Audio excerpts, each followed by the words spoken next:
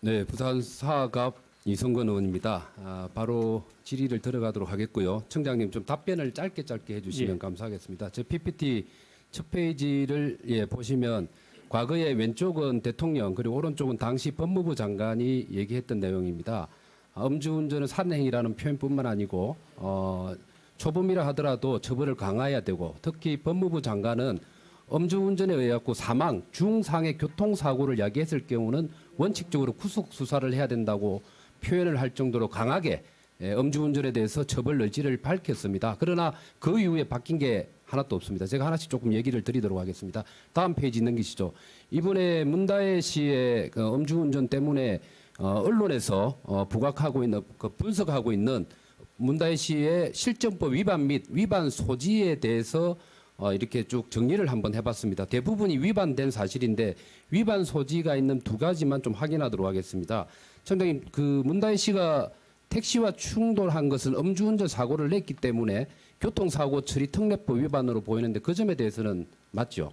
그거는 일단 팩트를 짧게 중심으로 해주십시오. 해가지고 그렇게 그렇죠. 이거는 뭐 교통사고가 났으니까 예. 그죠? 당연히 교통사고 처리 특례법 위반으로 적용이 될 수밖에 없는 거고요. 방금 배준원 의원의 질의가 있었습니다만 특정범죄가중법상 위험운전치사상 적용 검토 여부에 대해서 원론적으로는 적용 내지 검토 대상이라는 표현을 하시는데 맞죠? 예. 상해 이러면 무조건 적용되는 거 아닙니까? 일단 그것도 결과를 토대로 검토를 할 겁니다. 교통 충돌한 그 택시 기사가 통증을 호소하기 때문에 전치 1주, 2주 나와도 상해 적용되는 거 아닙니까? 그거는 그걸 이제, 가정한다면 그걸 가정을 전제로 말씀드리긴 어렵습니다만 하여튼 현장에서 그건 빠짐없이 검토를 할 겁니다. 네, 알겠습니다. 자, 원론적으로 적용된다고 볼 수가 있겠고요. 그다음에 그 조사 일정은 아직 확정이 안 됐다고 했죠. 지금 조율 중에 있습니다. 그리고 비공개로 한다는 원칙을 가지고 있고요. 그렇습니다. 근데 현실적으로 그 관할 그 소환 조사를 하면 어디서 합니까? 경찰서에서 하는 것이 원칙. 어디 경찰서에서 합니까? 용산 경찰서. 용산 경찰서에서 하죠.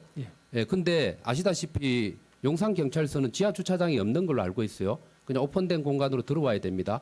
언론과 유튜버들이 엄청나게 진을 치고 있는 걸로 알고 있는데 결과적으로 공간적 특성 때문에 이게 비공개라는 의미가 무색해진 것 같거든요.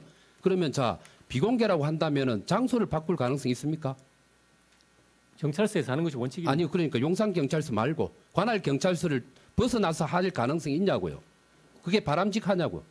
빨리 대답해 주세요. 그 원칙이기 때문에 용산 경찰서 원칙을 맞죠? 준수하는 것이 바람직합니다. 그러면은 이동할 수도 있다는 말씀이네요.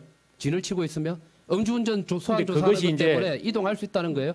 근데 자, 잠깐. 만약에 출석하는 그 사람의 어떤 그런 신변에 위험이 있다든지 그러면 검토할 수 있는 문제입니다. 신변의 문제, 공개가 되느냐 안 되냐의 문제보다는 신변의 문제로 그렇습니다. 판단을 한다. 예. 자, 그다음에 야간 조사 가능성도 있습니까? 그거는 일정을 조율하기 나름입니다. 제가 드리고 싶은 얘기는 기왕이면 강제권은 없죠. 공보 그렇습니다. 규칙에 관해서 경찰청이 가지고 있는 게 원칙이 있기 때문에 가능하면 공개를 한번 조율을 해봤으면 좋겠다는 생각을 합니다. 첫 번째, 세 가지 이유가 있습니다. 첫 번째는 전직 대통령의 딸이라는 이유 때문에 이게 좋은 건지 나쁜지는 당사자의 판단의 문제지만 딸이라는 이유 때문에 국민적 관심이 되어 있기 때문에 한번 얘기를 해볼 필요가 있다는 것과 두 번째로는 관할 경찰서가 물리적 공간적 특성 때문에 공개 소환하기 어려운 면이 있다는 점. 세 번째로는 아마 그 문다혜 씨의 전 남편이 특혜 채용 문제 때문에 검찰 수사를 압수수색 당하고 난 이후에 SNS에 공개적으로 입장을 낸 적이 있습니다. 이렇게 공개적으로 자신과 관련된 문제에 대해서 언제든지 입장을 피력하는 성향을 본다면 이 세 가지를 종합해 본다면 충분히 공개 소환에 응할 가능성이 있다 생각하기 때문에 경찰청의 입장에서는 원칙상으로 그게 허용되지 않지만 그런 조율이 필요하지 않을까라는 의견을 드립니다. 자, 다음 페이지 넘어가시죠. 이번에 문다혜 씨 음주운전 때문에 불거진 문제가 문 전 대통령 그리고 문다혜 씨의 소유 차량이 다회의 압류된 사실이 확인되었습니다. 자, 들어보시죠. 경찰청이 지금 담당하고 있는 업무에 대해서 제가 얘기하고 있는 거예요. 자, 여기 표를 보시면 동료 의원 하는데 얘기하지 마십시오. 자, 이 표를 보시면 저도 납득이 좀 안 가는데 문 전 대통령과 문다혜 씨 간에 소유권 이전이 왔다 갔다 했는데 문 전 대통령이 소유로 있을 때 그때 당시에 여기 보는 것처럼 체납과 압류가 8회에 달하고 있습니다. 문 대통령이 재임 당시 이걸 다시 대선 후보 기간까지 확대를 하면은 소유주는 문 전 대통령인데 압류가 3차례나 있거든요. 좀 도무지 이해가 안 가요. 그다음 페이지 보시죠. 그다음에 문다혜 씨가 직접 소유를 했던 캐스퍼 차량인데 압류가 2회 있었습니다. 이걸 종합하면 최소 10회, 대체 압류까지 포함하면 11회입니다. 그러니까 아버지 명의와 또 딸 명의로 그것도 공직과 그리고 대통령과 대통령 후보 시절까지 포함해서 이렇게 압류와 체납이 많았다는 것 자체가 이해가 안 가거든요. 그래서 저는 문다혜 씨가 이런 표현을 한 적이 있죠. 그 압수수색 당하고 난 다음에 가족을 건드리면 안 된다. 우리는 운명 공동체라는 말씀을 했는데 이걸 보면 저는 체납 공동체가 아닌가 이런 말을 꼭 좀 해주고 싶습니다.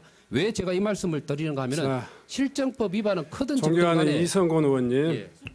이제 자 이 그거는 정도로 제가 좀 하시죠. 예. 지금 문다혜 인사청문회도 아니고 자 그러면은 똑같은 거죠. 자, 아니요.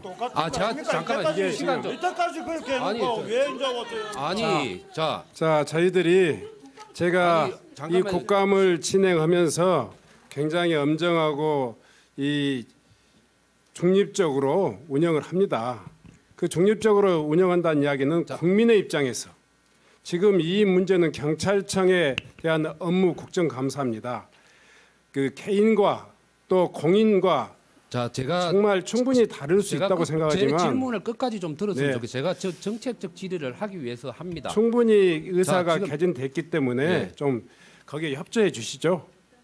자 지금 계속 시작하겠습니다. 네. 자 이렇게 습관적으로 과태료 체납이나 압류의 반복은 문제가 많다고 생각을 합니다. 그래서 생계형과 비생계형을 구분해서 비생계형 상습적 체납에 대해서는 자동차 번호판 영치 이런 부분에서 강한 조치가 필요하다고 생각을 하고요. 그리고 경찰청, 행안부, 국토부 이런 관계 부처가 공동의 대응책을 모색해야 된다고 생각을 합니다. 이 점에 대해서 청장님 말씀해 주시죠.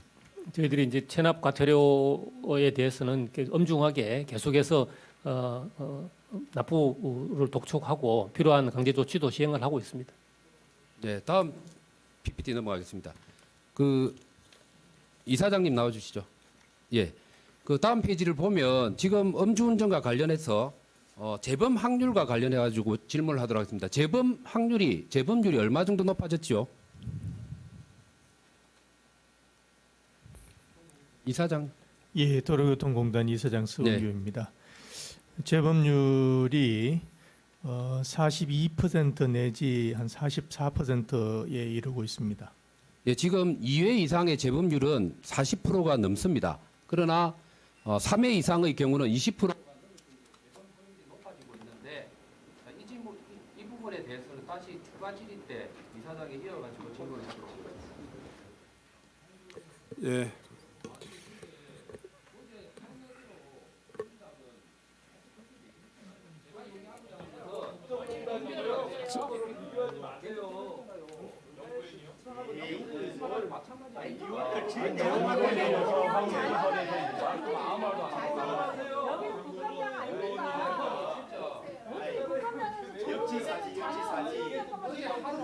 자,